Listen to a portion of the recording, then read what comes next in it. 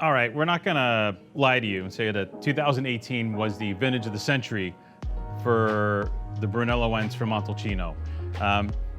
Actually, when I tasted through the vintage, 100 and something wines, what I discovered was there were like 15 or 20 wines that really transcended the vintage, but with the vintage character, which is 18 was a warmer year, but it wasn't torridly hot like 17. The 17 wines have like this ferociously tannic quality to them, big shouldered, heavily structured, tannins out of balance with the fruit, and 17 to me is definitely not a vintage of the century.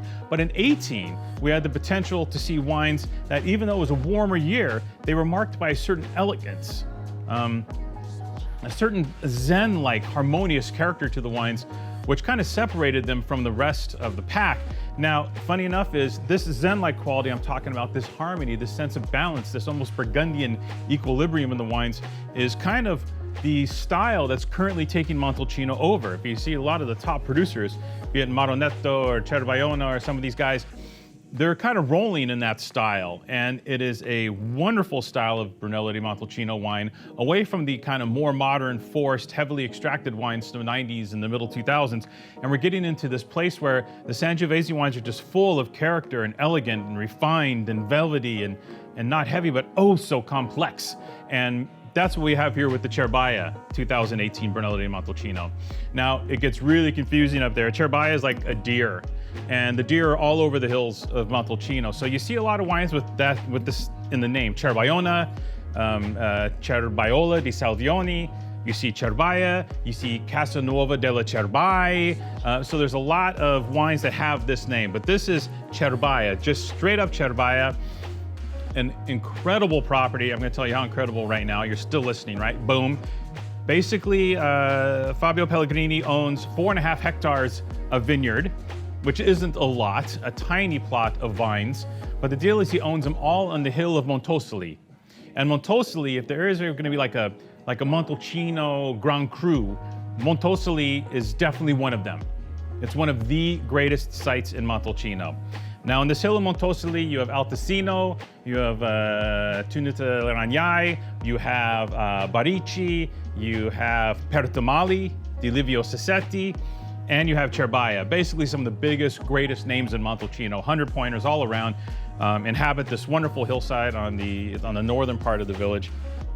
Now, another great tidbit, a great nugget. Ever heard of Biondi Santi? Well, Biondi Santi, arguably the most famous producer of Brunello di Montalcino, their first wine that they exhibited at the 1867 World's Fair, I believe, was an 1865 Brunello. Guess where the grapes came from for that wine? Here, this vineyard.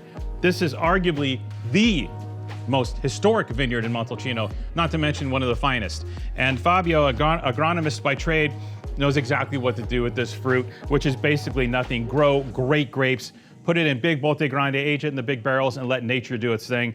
This is one of the great successes of the 2018 vintage. This tastes more to me like a really good 16 from these more elegant, supple producers now. Just velvety tannins, lots of fruit, lots of that crushed sour cherry thing going on.